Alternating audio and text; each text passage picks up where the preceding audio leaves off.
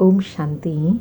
आज 4 अगस्त 2026 मंगलवार के प्यारे बाप दादा के अनमोल मधुर महावाक्य हैं। आज की मुरली के सार में बाबा ने तकदीर जगाने के लिए कहा, बाबा का राइट हैंड बनना है। और राइट हैंड का भावार्थ है राइटियस बनना है, अर्थात सदा श्रेष्ठ कर्म करना है, क्योंकि बाबा कहे श्रेष्ठ कर्म ही श्रेष्ठ तकदीर का आधार है।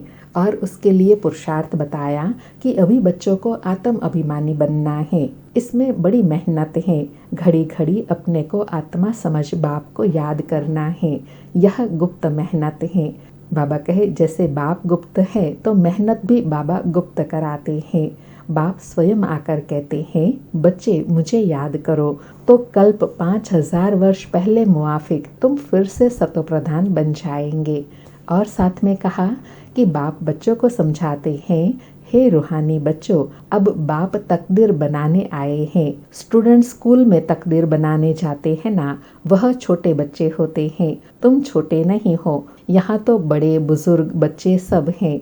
सब अपनी तकदीर बना रहे हैं। और तकदीर बनती है पढ़ाई से। जितना पढ़ेंगे उतना ऊंच पद पाएंगे। फिर और बहुत गुह्य बात समझाते कहा कि स्कूल में बच्चों के शरीर छोटे होते हैं, आत्मा तो छोटी बड़ी नहीं होती है ना। अभी तुम्हारे ऑर्गन्स बड़े हैं, तुम निंदा स्तुति दुख सुख इन सब बातों को समझ सकते हो। बाबा कहे शरीर बढ़ता है, आत्मा बढ़ती घटती नहीं है।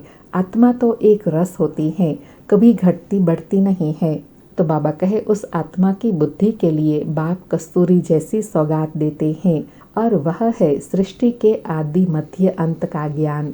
फिर साथ में बाबा कहे इस पढ़ाई में बुढ़िया माताएं भी हैं जो समझती हैं कि हम शिव बाबा के पास आए हैं, जो विचित्र हैं। निराकार को विचित्र कहा जाता है। वह अभी तन का आधार ले प्रवेश कर हमको पढ़ाते हैं, पतितों को पावन बनाई मुक्ति जीवन मुक्ति देते हैं, अथवा शांति धाम सुख धाम का रहवासी बनाते हैं। और बहुत विशेष स्मृति दिलाते नशा दिलाया कि बच्चे जानते हैं यह पुरानी दुनिया विनाश होने है, इसलिए इससे प्यार नहीं रखना है। बुद्धि कहती है बरोबर अभी हम संगम युग पर हैं, यह दुनिया बदलने वाली है। बाबा आए हैं कल्प कल्प के संगम पर, जो तुमको दुख से छुड़ाई हरि के द्वार ले जाते हैं। सतयुग को ही हरि का द्वार कहा जाता है। हरिद्वार अर्थात जहाँ कोई दुख रोग शोक ना हो। यह है ज्ञान की बातें। फिर कहा कि तुम बच्चे जानते हो हम अभी बाबा से तकदीर बनाने फिर से स्वराज्य लेने आए हैं। यह सिर्फ कोई कहने मात्र नहीं है, याद से ही वर्षा मिलेगा। बाबा कहते हैं देह सहित जो भी देह के मित्र संबंधी आदि हैं उन सबको भूलना है। बाबा कहे तुम पहले समझदार थे, अभी तुम फिर से समझदार बनते हो। श्रीमत पर चलने से ही समझदार बनते हैं। फिर बाप समान बनने के लिए कहा कि बाप कहते हैं हम दुख हरता सुख करता है, तो बच्चों को भी कितना मीठा बनना चाहिए, बाबा का राइट हैंड बनना चाहिए। ऐसे राइट हैंड बच्चे ही बाप को प्रिय लगते हैं। तो बाबा कहे राइट हैंड बनना है। और साथ में बाबा कहे बाबा राइट हैंड बनने के लिए क्यों कहते हैं, क्योंकि राइट हैंड से राइट यस काम करते हैं। फिर बाबा कहे लेफ्ट हैंड नहीं बनना है, राइट हैंड बनना है, क्योंकि राइट हैंड से राइट यस काम होते हैं। इसलिए तुमको बाबा का राइट हैंड बनना है। राइट हैंड से ही शुभ कार्य करते हैं, पूजा आदि करते हैं। इसलिए बाबा कहते हैं हर बात में राइट यस बनो। बाबा मिला है, स्वयं भगवान मिला है, तो सदा खुशी में रहना है। और कहा कि बाबा कहते हैं माम एकम याद करो तो अंत मते सौगति हो जाएंगी।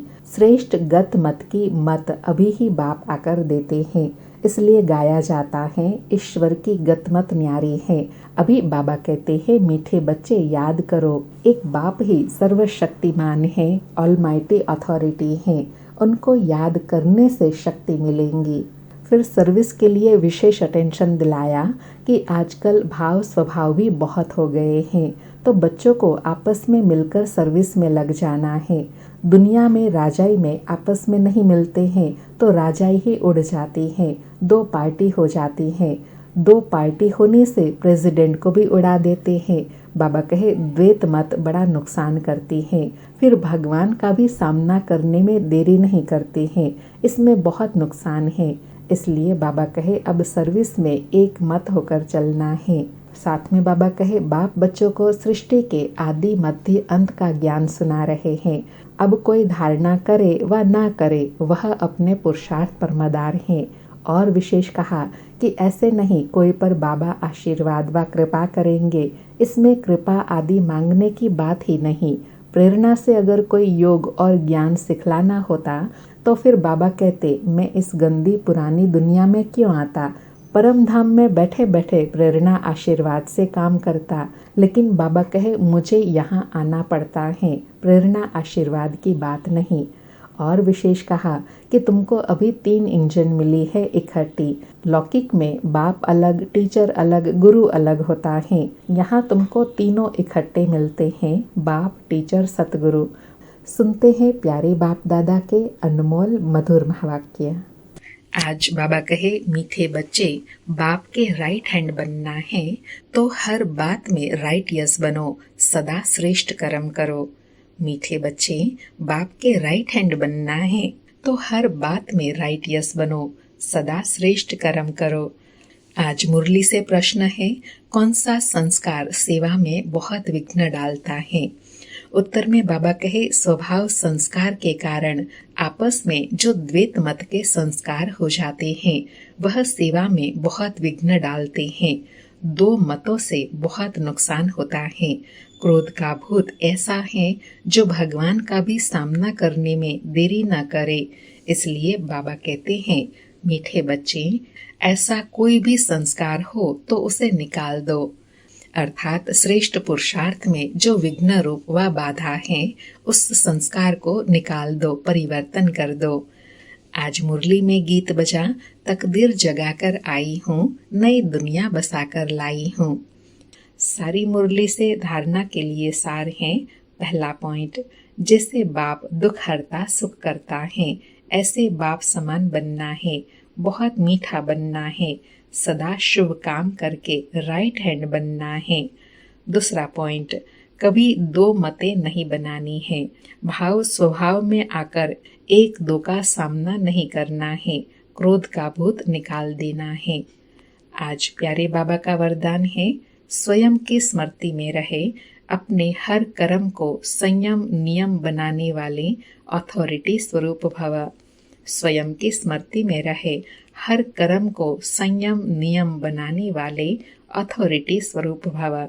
स्पष्टीकरण है, जैसे साकार में स्वयं की स्मृति में रहने से जो कर्म किया वही ब्राह्मण परिवार का संयम बन गया। स्वयं के नशे में रहने के कारण अथॉरिटी से कह सकते थे कि अगर साकार द्वारा कोई उल्टा कर्म भी हो गया तो सुलटा कर देंगे। स्वयं के स्वरूप की स्मृति में रहने से यह नशा रहता है कि कोई उल्टा हो ही नहीं सकता।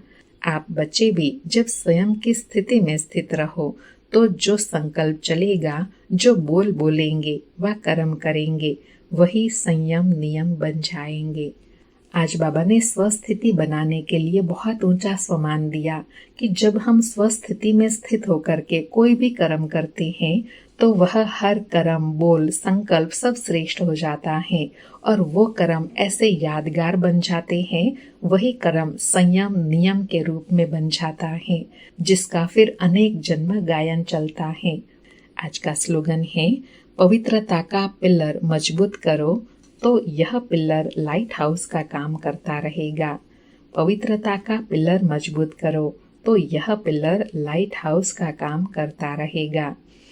आज के अव्यक्त इशारे हैं, अपवित्रता के बीज को भी समाप्त कर संपूर्ण स्वच्छ पवित्र बनो। आज की धारणा बताई, अगर बुद्धि में अशुद्ध संकल्प व पुराने संस्कार संकल्प रूप में भी टच होते हैं तो संपूर्ण वैष्णव नहीं कहेंगे।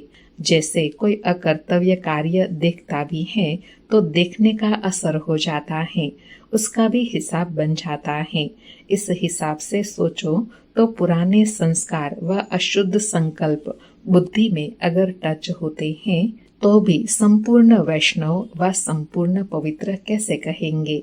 बाबा ने बड़ी सूक्ष्म चेकिंग करने के लिए कहा कि संपूर्ण वैष्णव व संपूर्ण पवित्र उनको कहेंगे जिनको पुराने संस्कार संकल्प में भी टच ना करे।